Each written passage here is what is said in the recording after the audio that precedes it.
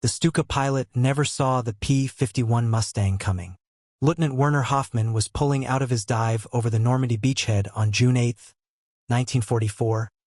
His Junkers Ju-87 struggling to climb away from the target. The dive bomber was slow, painfully slow, accelerating through just 230 miles per hour as it clawed for altitude. Behind him, his rear gunner was frantically working the single MG-15 machine gun, but the weapon's magazine held only 75 rounds and fired at just 1,000 rounds per minute. It was hopelessly inadequate. The American fighter closed the distance in seconds. From 400 yards out, the Mustang's pilot squeezed the trigger. 6 Browning M2 machine guns erupted simultaneously, each one spitting out 50 caliber rounds at 800 rounds per minute. That's 4,800 rounds per minute combined.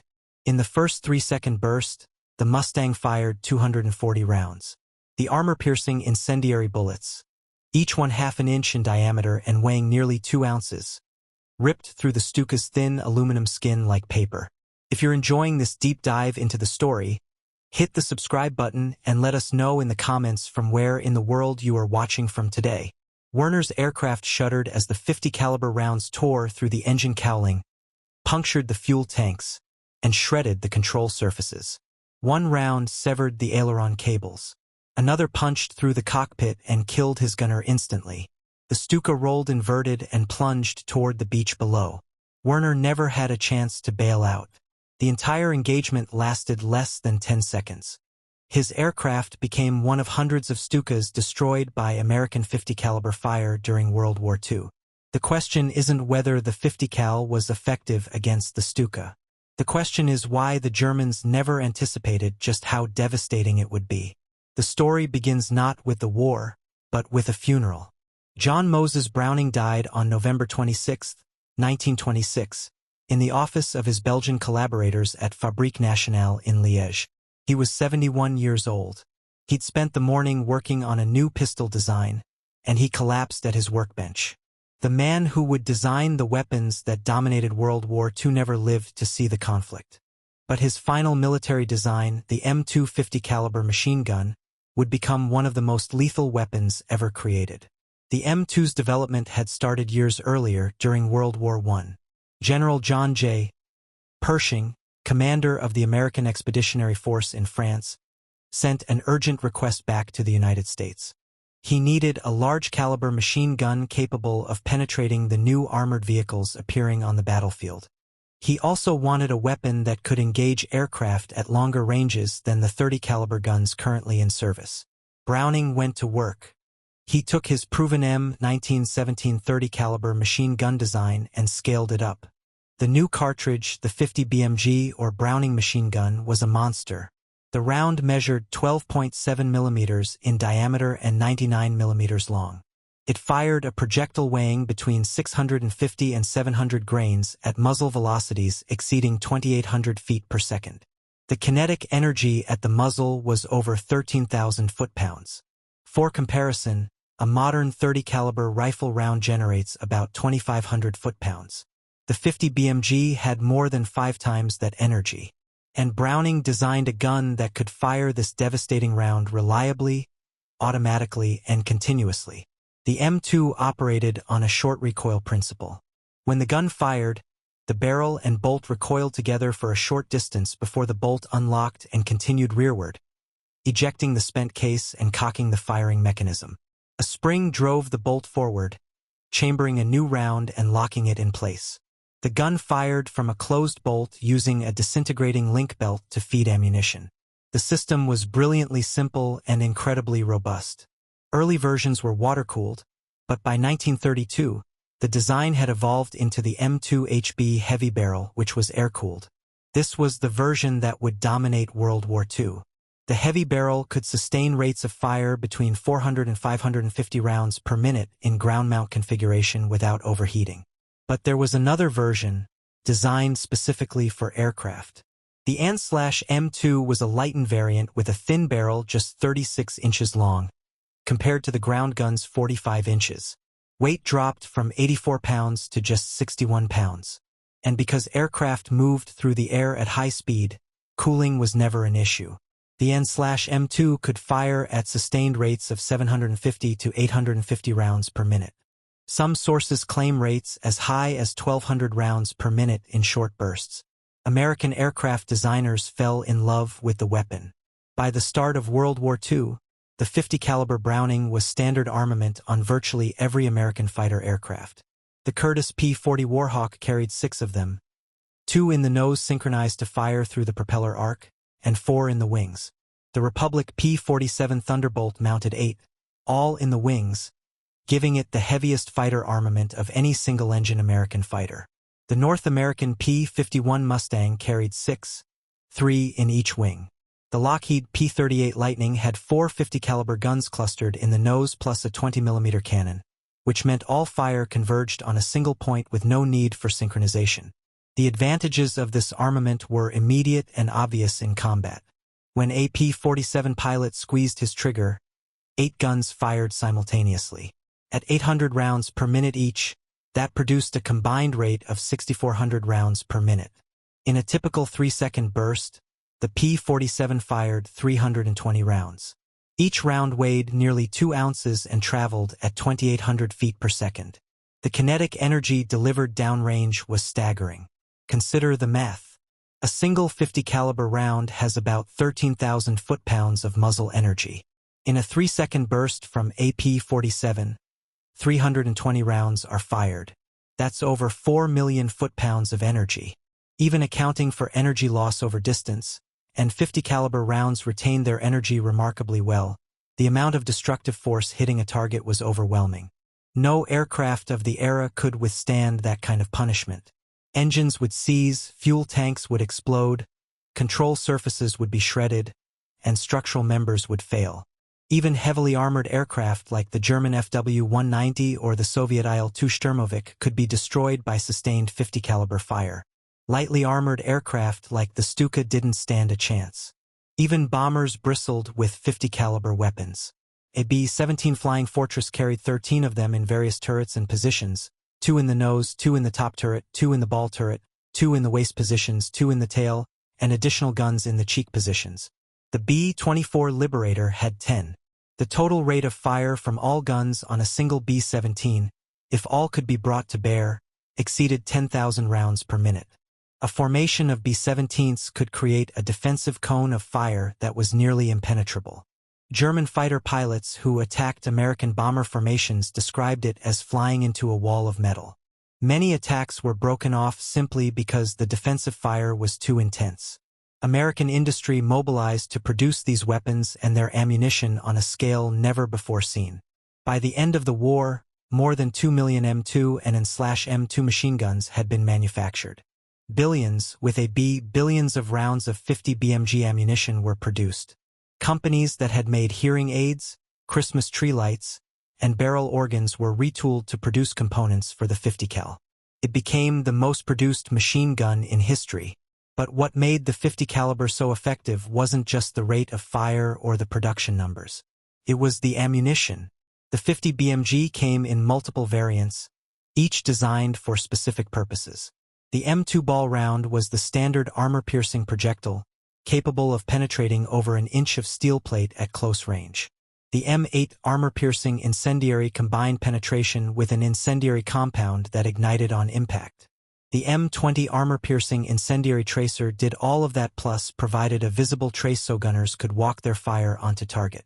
There were also M1 incendiary rounds designed specifically for igniting fuel tanks and M21 tracer rounds for target designation.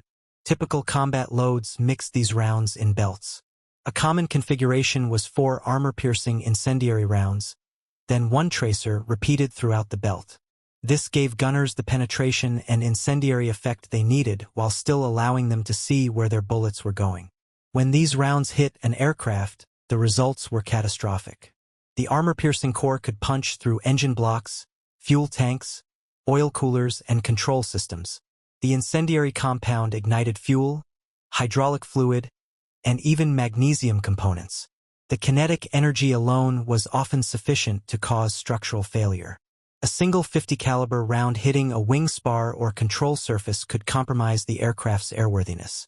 Multiple hits, and with 800 rounds per minute per gun, multiple hits were virtually guaranteed, could shred an aircraft in seconds. The Germans had nothing comparable. Their primary aircraft machine gun was the MG-17, a 7.92 mm weapon roughly equivalent to the American .30 caliber. Some aircraft carried 13 mm MG-131 guns, which were more powerful but still didn't match the .50 caliber's performance. German fighters increasingly mounted 20 mm and 30 mm cannons, which had greater destructive power per hit. But cannons fired much more slowly, typically 300 to 400 rounds per minute for a 20 mm cannon, and carried far less ammunition. A Messerschmitt Bf 109 with a 20 mm cannon might carry only 60 rounds. An American P-51 with 650 caliber guns carried 1,800 rounds total, 300 per gun. The tactical implications were enormous. American pilots could engage targets at longer range and sustain fire for much longer periods. They could afford to fire longer bursts, which increased their probability of scoring hits. And when they did hit, the .50 caliber's combination of penetration, incendiary effect, and sheer kinetic energy made it devastatingly effective. Now let's talk about the Stuka. The Junkers Ju-87 was designed in the early 1930s as a precision dive bomber. It featured fixed landing gear, inverted gull wings, and a distinctive siren, the so-called Jericho trumpet, that wailed during its dive. The psychological effect was intentional. The Germans wanted to terrorize their enemies, and the Stuka's shriek became synonymous with German air power during the Blitzkrieg campaigns of 1939 and 1940. But the Stuka had fundamental weaknesses that would prove fatal once it faced modern fighters. It was slow. The Ju-87B, the main variant during the early war, had a maximum speed of only 238 miles per hour. Cruising speed was around 160 miles per hour. Compare that to a P-51 Mustang, which cruised at 362 miles per hour and had a maximum speed of over 440 miles per hour. The Stuka couldn't run, couldn't even try. It was also poorly defended. The rear gunner had a single 7.92 mm MG-15 machine gun with a 75-round drum magazine. That's it. Once those 75 rounds were expended, which took about 4.5 seconds at the gun's rate of fire, the gunner had to reload. During that time, the Stuka was essentially defenseless. The pilot had no forward-firing defensive weapons and limited maneuverability.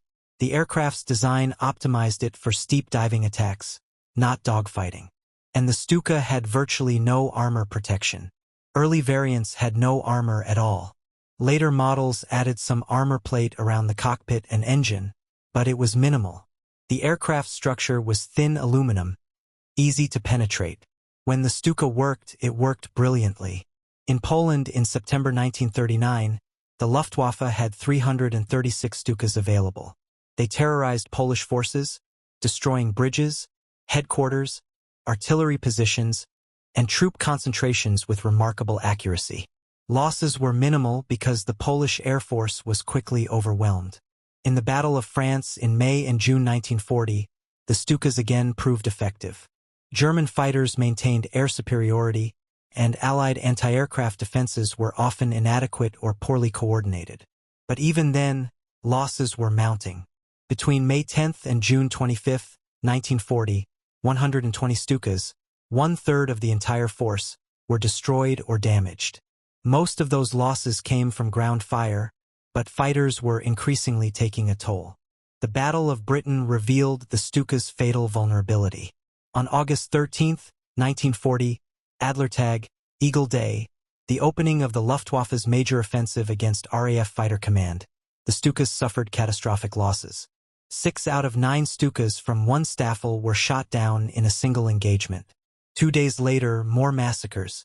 On August 18th, known as the hardest day, Sturzkampf Geschwader 77 lost 17 Stukas in attacks on RAF Ford and Thorney Island airfields. 16 were shot down in combat. 2 more crashed on the way home. 4 others were so badly damaged they were written off. Between August 12th and August 18th, the Luftwaffe lost 41 Stukas. Hermann Göring, commander of the Luftwaffe, was furious. On August 19th, he ordered the withdrawal of Stukas from further daylight operations over Britain. The dive bomber that had terrorized Europe was finished as a weapon in contested airspace. The reason was simple. Spitfires and Hurricanes were faster, more maneuverable, and heavily armed. They could intercept Stukas easily, and once engaged, the Stuka had no defense. British pilots developed a simple tactic. Don't chase the Stuka into its dive. That's what the German fighters expect. Instead, wait. The Stuka has to pull out. When it does, it's slow, predictable, and vulnerable. Hit it then. It worked every time. But that was before American fighters entered the war in large numbers with their .50 caliber weapons. If Spitfires with their .830 caliber machine guns could shred Stukas, what would happen when American fighters with 6 or 8 .50 caliber guns encountered them? The answer played out across multiple theaters. In North Africa, starting in late 1942, American P-40 Warhawks began engaging Stukas supporting Rommel's Afrika Korps. The encounters were one-sided. Stukas operating over the desert had nowhere to hide. The terrain was flat, visibility was excellent, and American fighters could see them from miles away. The P-40, while not as fast as later American fighters, was still far faster than the Stuka. Top speed of the P-40E was about 360 miles per hour compared to the Stuka's 230, and with 650 caliber guns, it had devastating firepower. Engagement after engagement followed the same pattern. American fighters would bounce the Stukas, usually during or just after their attack runs when they were most vulnerable. The tactics were simple and brutally effective. Approach from altitude. Dive to attack speed. Open fire from 300 to 400 yards. Maintain fire until target destroyed or you have to break off to avoid collision. The .50 caliber guns would open fire from 300 to 400 yards. At that range, the armor-piercing incendiary rounds would punch through the Stuka's thin skin with ease, ignite fuel tanks, destroy engines, and kill crew members. Stukas would explode in midair, break apart structurally, or plunge to the ground trailing smoke and flame. Some would attempt to evade, but the Stuka's slow speed and poor maneuverability made evasion almost impossible. A P-40 could easily outturn, outclimb, and outrun the Stuka. Once targeted, the Stuka pilot's only real hope was that the American would miss or run out of ammunition before scoring a kill. Lieutenant Colonel Philip Cochrane, commander of the 58th Fighter Group in North Africa, described one engagement where his squadron intercepted 12 Stukas, attempting to bomb an Allied supply column. The P-40s attacked from above and behind, the classic bounce. In less than 3 minutes, all 12 Stukas had been shot down. Not damaged. Not driven off. Shot down. Cochrane later said it was like shooting ducks in a barrel. He noted that the .50 caliber guns were so effective that most Stukas only took 1 or 2 passes to destroy. A 3-second burst was usually sufficient. Another American pilot, Lieutenant Robert M. DeHaven of the 49th Fighter Group in the Pacific, described his first encounter with a Japanese dive bomber, a Val, which was similar to the Stuka in performance and vulnerability. He said he fired one burst from 400 yards, saw his tracers converge on the target, and the entire aircraft seemed to come apart. The engine caught fire, the wings separated, and the aircraft spun into the ocean. The whole engagement took perhaps 5 seconds. DeHaven would go on to become an ace with 14 confirmed kills, but he always remembered that first engagement because of how shockingly effective the .50 caliber fire was. The German pilots quickly learned to fear the American fighters. Intelligence reports from captured Luftwaffe personnel repeatedly mentioned the devastating effect of the .50 caliber guns. One report noted that German pilots described American fighter attacks as a storm of metal that aircraft simply couldn't survive. Another captured pilot stated that once an American fighter opened fire, there was no escape. The only hope was to not be targeted in the first place. In the Mediterranean theater, similar massacres occurred. During the Allied invasion of Sicily in July 1943, Stukas attempted to attack the invasion fleet. American fighters, primarily P-38 Lightnings and P-40 Warhawks, intercepted them. The Stukas were slaughtered. Entire formations were wiped out. The few that survived were so badly damaged they never flew again. At Salerno in September 1943, during the Allied landings in mainland Italy, the pattern repeated. Stukas attempting to attack the beachhead ran into American fighters. The 50 caliber guns shredded them. After Salerno, the Luftwaffe essentially stopped using Stukas in any theater where American fighters operated in numbers. On the Eastern Front, the story was more complicated.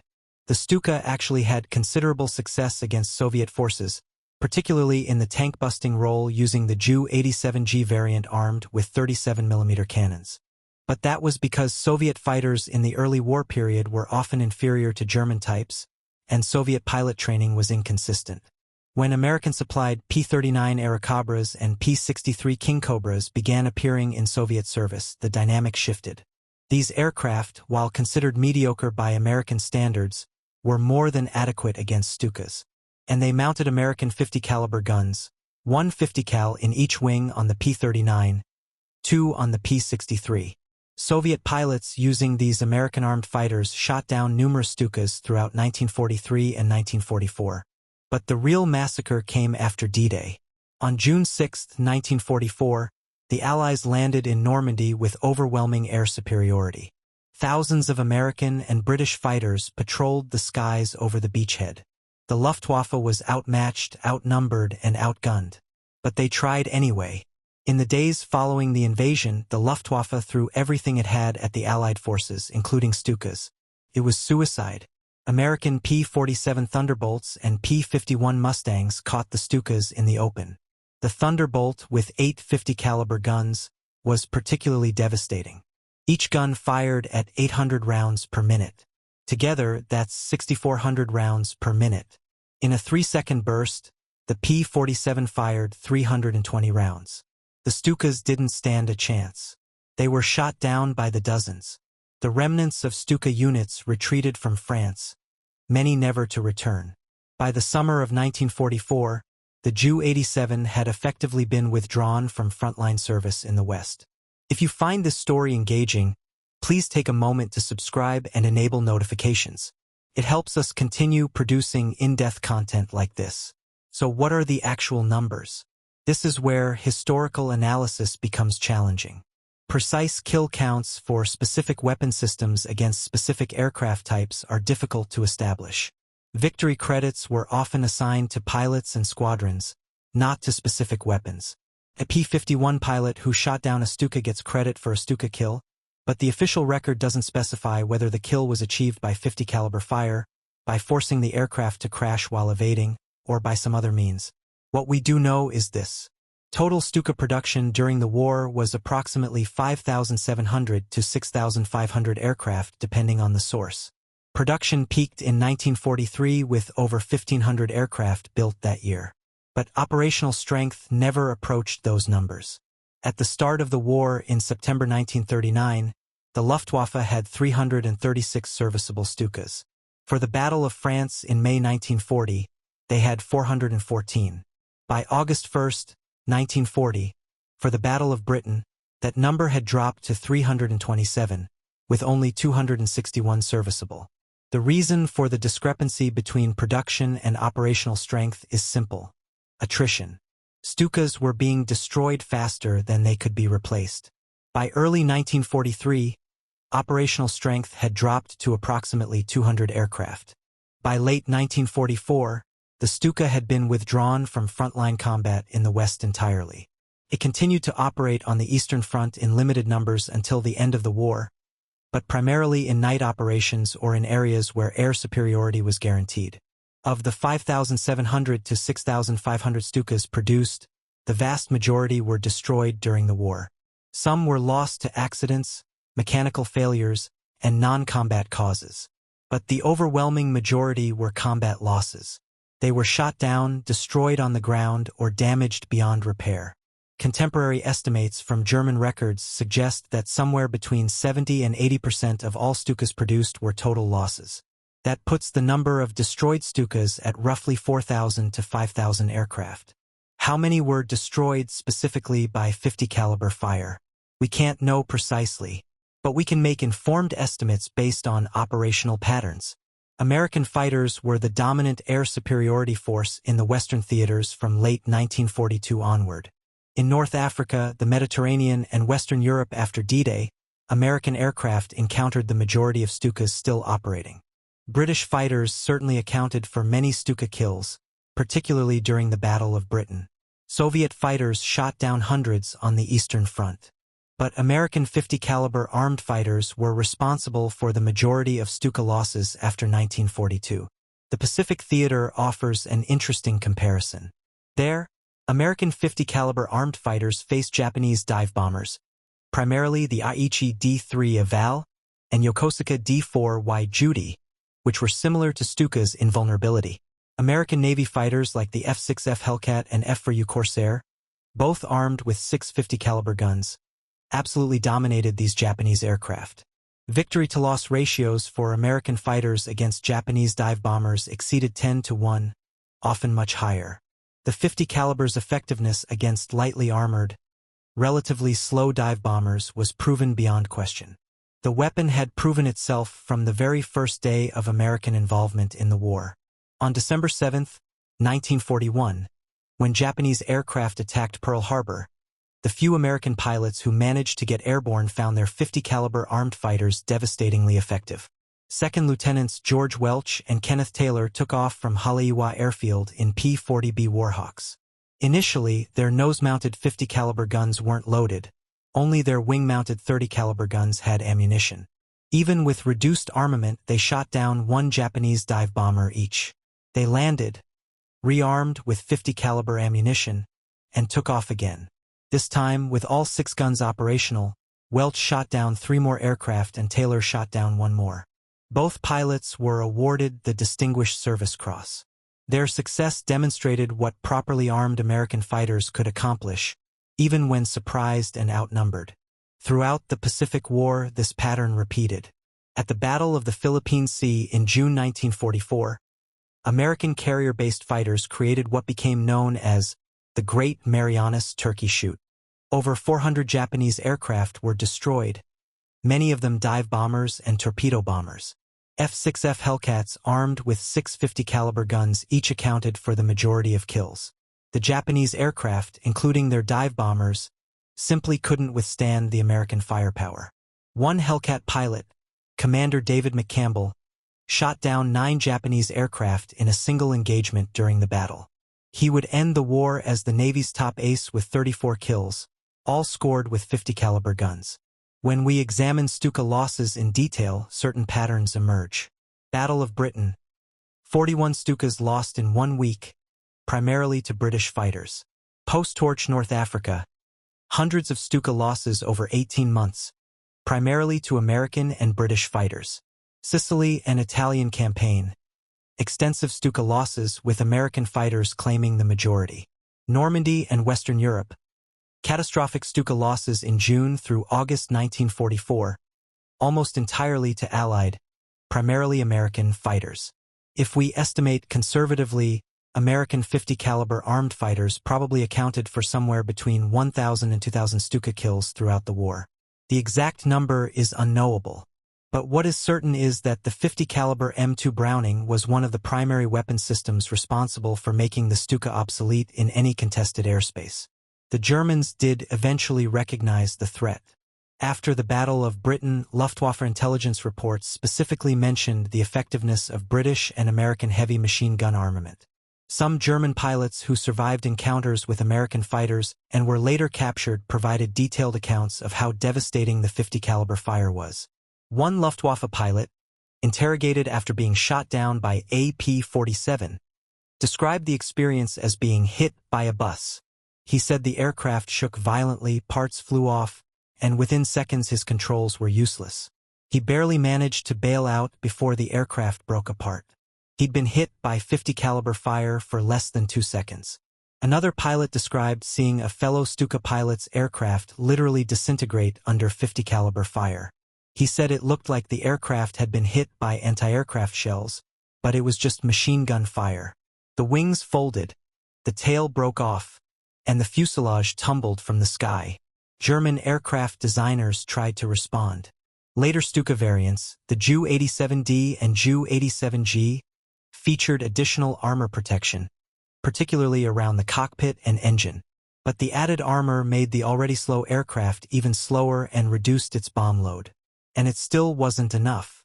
50 caliber armor-piercing rounds could penetrate the additional armor at typical engagement ranges. The fundamental problem was that the Stuka's design was obsolete by mid-war standards.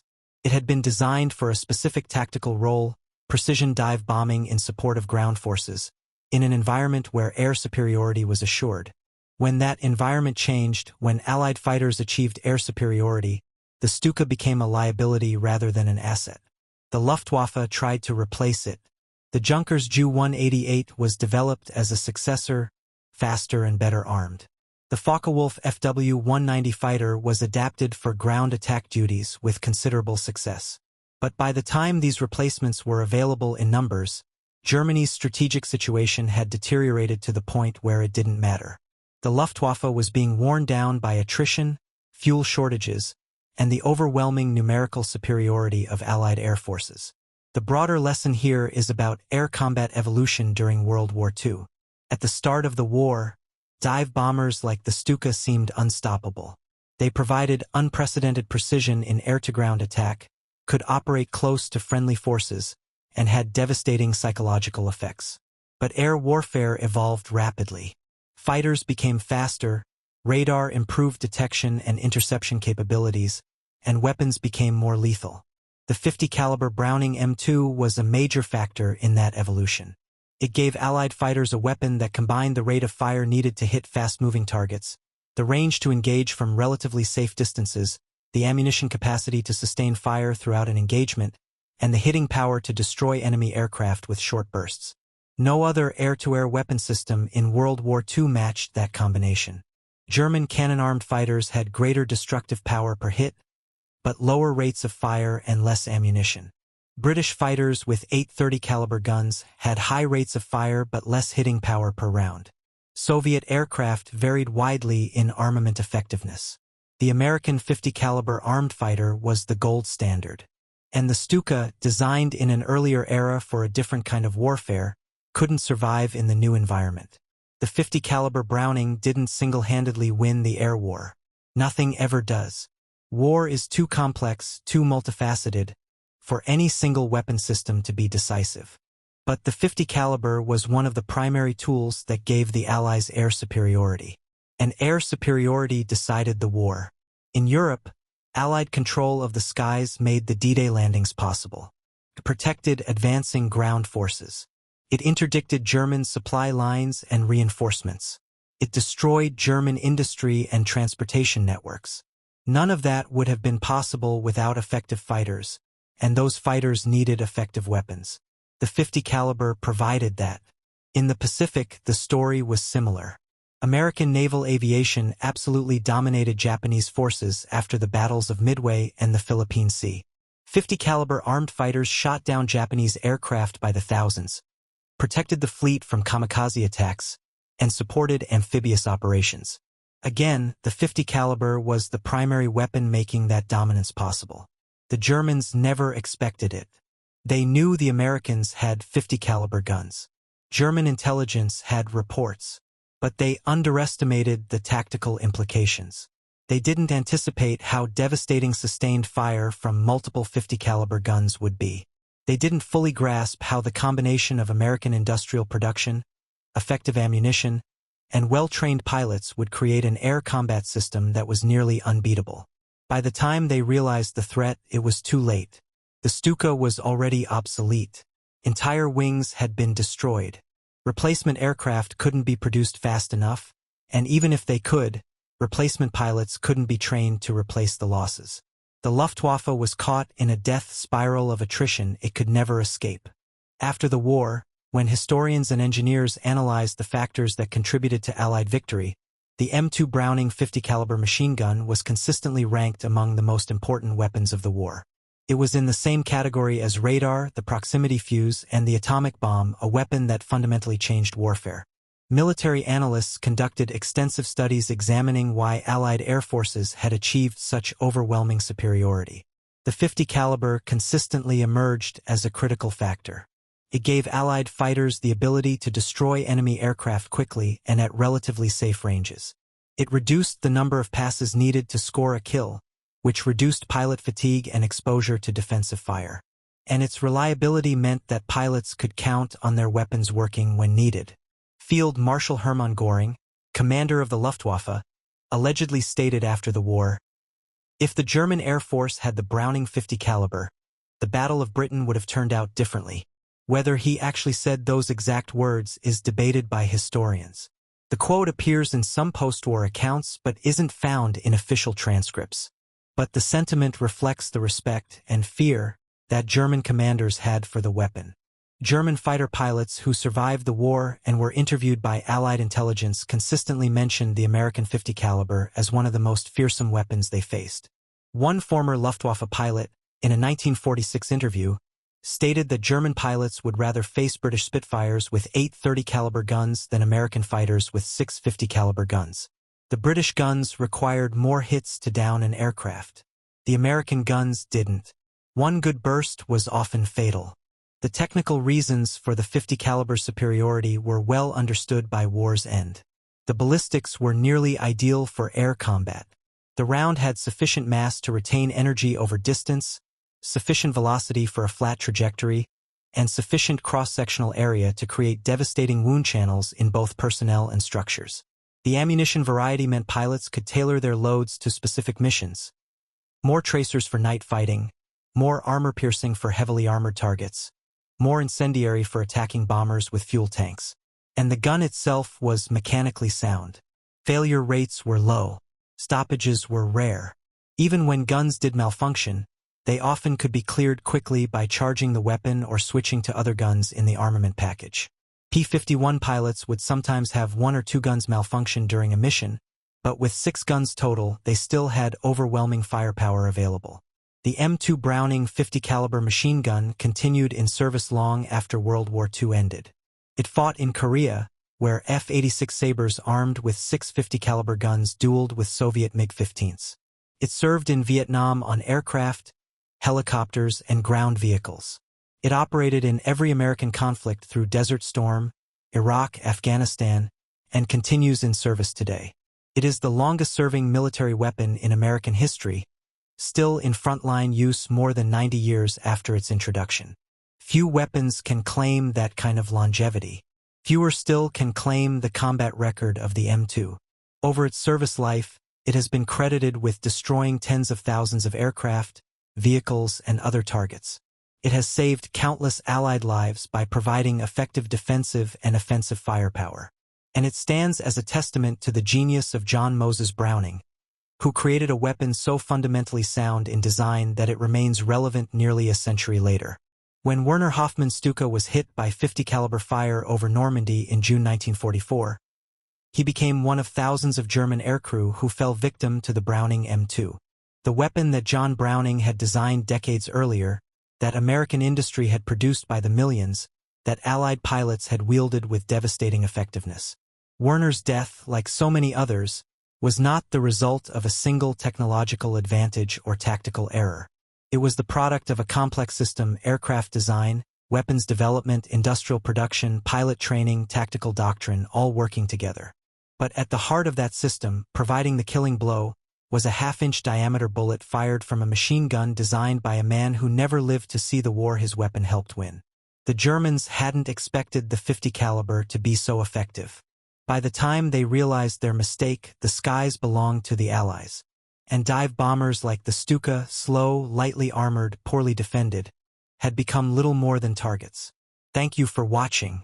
For more detailed historical breakdowns, check out the other videos on your screen now and don't forget to subscribe.